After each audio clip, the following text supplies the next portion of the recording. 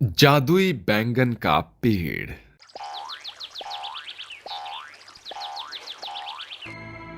आकाश, मैं कह देती हूँ, अब मैं तुम्हारी माँ को एक पल भी बर्दाश्त नहीं कर सकती। पूरे दिन घर का काम कर करके मैं थक जाती हूँ और तुम्हारी माँ बस बिस्तर पर पड़ी पड़ी आराम फरमाती रहती है। अरे बहू, ये तो कैसी बातें कर रही है। रोज ही तो मैं पूरा दिन काम करती हूँ, बस आज मेरी थोड़ी तबीयत खराब थी। आकाश बेटा, अब मुझसे ये घर का काम नहीं होता। मेरी उम्र हो चली है। माँ, अगर आप ऐसे कहोगी तो कैसे चलेगा? ओहो माँ जी, अब आपसे काम भी नहीं होगा। अगर अभी आपकी गांव की सहेलियां आ जाए तो अभी आप उनके साथ टहलने निकल जाओगी और ऐसे में आपकी तबीयत खराब रहती है। आकाश जी, अब मैं कह देती हूँ, अब इस घर में या तो आपकी माँ रहेगी या फिर मैं। बहू, ये तू कैसी जिद कर रही है? अरे मैंने अपनी पूरी जिंदगी अपने बेटे की जिंदगी संवारने में निकाल दी। अरे आकाश के बापू का जब देहांत भी हो गया था तब भी अकेले ही मैंने इसे इतना पाल पोस कर बड़ा किया। अब इस उम्र में भला कहाँ जाऊंगी? माँ जी, वहीं पर जाइए आप जहाँ आप बरसों पहले अपने पति के साथ रहा करती थी, गांव में। वो पुराना वाला घर आज भी वैसा ही है। माँ देखो, मैं अब आपकी वजह से शादीशुदा जिंदगी खराब नहीं कर सकता अपना, ठीक है? अब आप हमारी जिंदगी में जहर घोलना बंद कर दीजिए प्लीज, और खुशी खुशी इस घर को छोड़कर उस झोपड़ी में चले जाइए। बस बेटा, यही सुनना तो रह गया था। मेरे दूध का कर्ज तूने आज ये सब कहकर उतार दिया है। कोई बात नहीं, मैं जा रही हूँ, लेकिन आज के बाद तेरा और मेरा कोई रिश्ता नहीं है। ऐसा कहकर ममता उस घर को छोड़कर अपने पुराने घर में जाने लगती है। वो चलते चलते पूरे रास्ते रोते हुए जाती है और अपने झोपड़ी के घर में पहुंचकर कहती है, सही हुआ आकाश के बापू, आप पहले ही इस दुनिया को छोड़कर चले गए। अगर आपने अपने बेटे की हरकत आज देखी होती तो आप भी जीते जी मर जाते। ममता इस तरह से अपने आप से बातें करते हुए अपने पति की फोटो संदूक से निकालती है। तभी संदूक में उस फोटो के साथ एक लाल पोटली में ममता को दिखाई देता है। अरे ये क्या, इस लाल पोटली में क्या है? इसमें तो बीज है, पर किस चीज का है?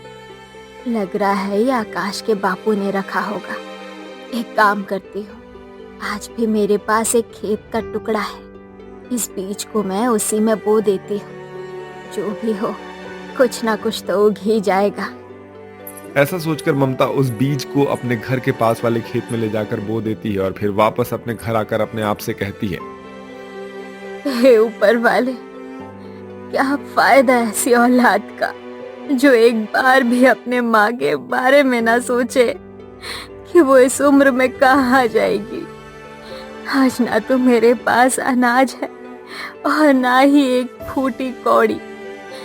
आज की रात तो मुझे ऐसे ही पानी पीकर ही गुजारना पड़ेगा।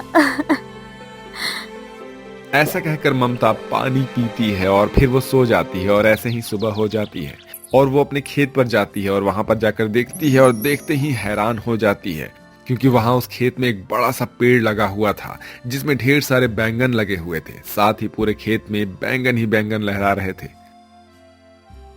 हे ऊपर वाले, ये मैं कैसा चमत्कार देख रही हूँ। कल ही तो मैंने ये बीज बोए थे और आज इतने सारे बैंगन लग भी गए। और ये क्या, इस पेड़ पर भी इतने सारे बैंगन हैं। ये तो कोई ऊपर वाले का करिश्मा लगता है। इसके बाद वो बुढ़ी अम्मा उस खेत से बैंगन तोड़ने लगती है। वो काफी बैंगन तोड़कर एक टोकरी में भर लेती है। आज के लिए इतने बैंगन ही काफी है, मैं इन्हीं को जाकर बाजार में बेच आती हूँ। ऐसा कहकर ममता बाजार की ओर जाने लगती है। दरअसल ममता के बैंगन काफी चमकदार और ताजा प्रतीत होते हैं।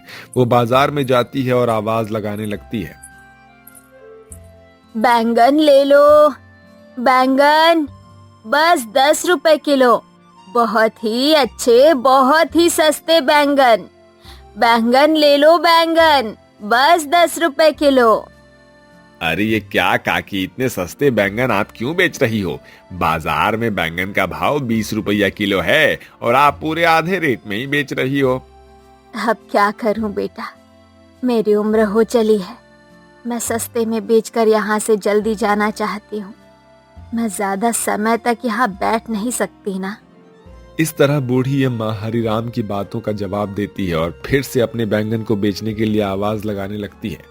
कुछ ही देर में वहां पर बहुत से ग्राहक आ जाते हैं। अम्मा मुझे 4 किलो बैंगन दे दो। ओ अम्मा, मुझे 7 किलो बैंगन दे दो। आपके बैंगन कुछ ज्यादा ही अच्छे दिखाई दे रहे हैं। बाकी दुकानदारों से तो आपके बैंगन ही बेहतर हैं। ये लो बेटा तुम्हारे बैंगन। इस तरह ममता अपने ग्राहकों को बैंगन दे देती है और पैसे ले लेती है। हरिराम इस तरह से बूढ़ी काकी का बैंगन बिकता हुआ देखकर अंदर ही अंदर बहुत जलता है। अरे ये क्या माजरा है, काकी ने तो आते ही अपने सारे बैंगन बेच दिए। वैसे ये बात तो है कि मैं मंडी से बैंगन लेकर आता हूँ तो भी इतने अच्छे नहीं होते हैं, और काकी के बैंगन बहुत ही अच्छे और सुनहरे दिखाई दे रहे हैं। इस तरह हरिराम भी ममता के बैंगन देखकर हैरान था। ममता अपने सारे बैंगन बेच देती है और अपने लिए बस एक बैंगन बचा लेती है। आज बहुत ही अच्छी कमाई हुई है। एक काम करती हूँ, दुकान जाकर थोड़ा राशन खरीद लेती हूँ। ऐसा कहकर ममता अपने लिए दुकान पर जाकर राशन खरीदती है और घर पर जाकर अपने लिए खाना बनाती है। कुछ समय बाद वो खाना खाते समय ऊपर वाले को धन्यवाद अदा करती है। प्रभु, आपने ये साबित कर दिया है कि जिसका कोई नहीं होता उसके आप होते हो। ऐसा कहकर ममता अपना पहला निवाला अपने मुंह में लेती है और ऐसे ही खाना खाकर वो सो जाती है। अगली सुबह जब वो दोबारा खेत पर जाती है तो वो देखती है कि आज खेत में कल के मुकाबले और भी ज्यादा बैंगन लगे हुए होते हैं। अरे मैं ये क्या देख रही हूँ, कल इतने सारे बैंगन तोड़ने के बावजूद भी आज भी इतने ही बैंगन खेत में मौजूद हैं।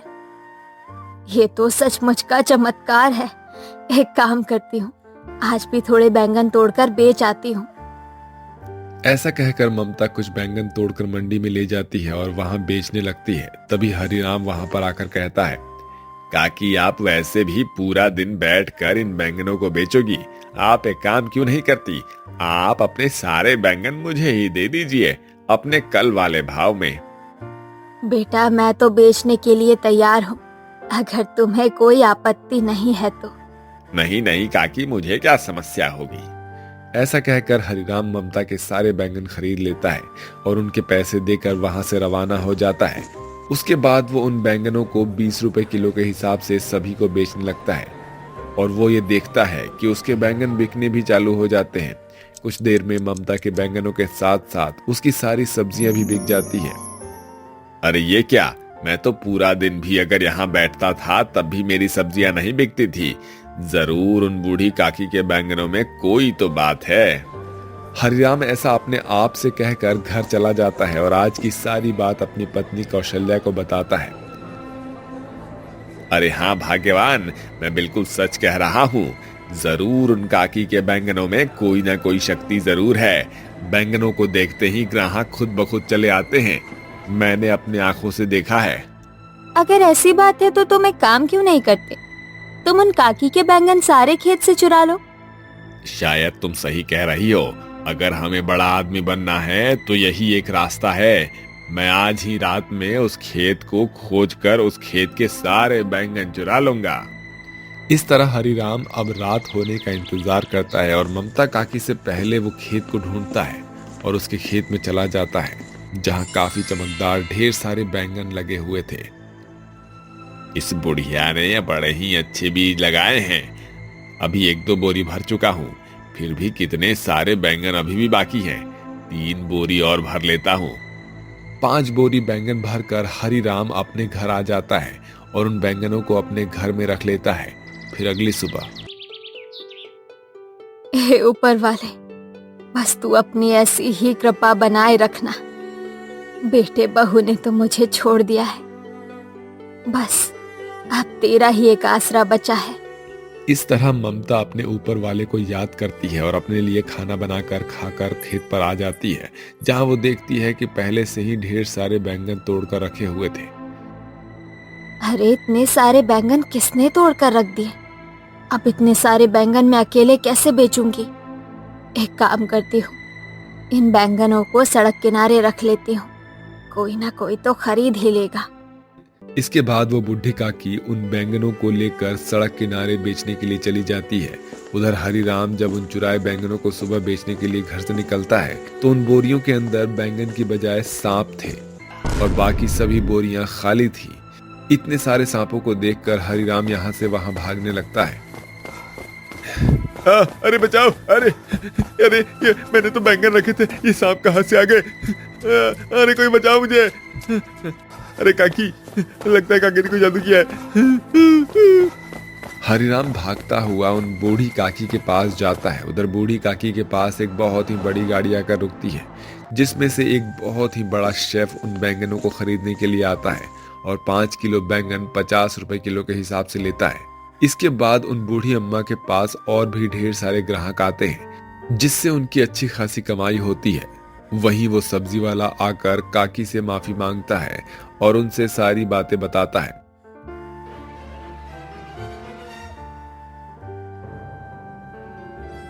क्या इसका मतलब सारे बैंगन जो तुमने बोरे में भरकर रखे थे वो सब अपने आप खेत से आ गए और तुम्हारे घर में सांप आ गए? अरे इसका मतलब ये कोई जादुई बैंगन है। उस दिन के बाद से ममता अपनी जादुई बैंगन को बेचकर बेशुमार पैसे कमाती है। ये सब देखकर उसके बेटे बहू उसे लेने के लिए भी आते हैं, लेकिन ममता को यह सब पता था कि वो उसे लेने के लिए नहीं आए हैं बल्कि उसके पैसों को लेने के लिए आए हैं। इसलिए वो वहां जाने से इनकार कर देती है और अपने जादुई बैंगन के साथ अपने आगे की जिंदगी को बिताती है और खुशी खुशी रहने लगती है।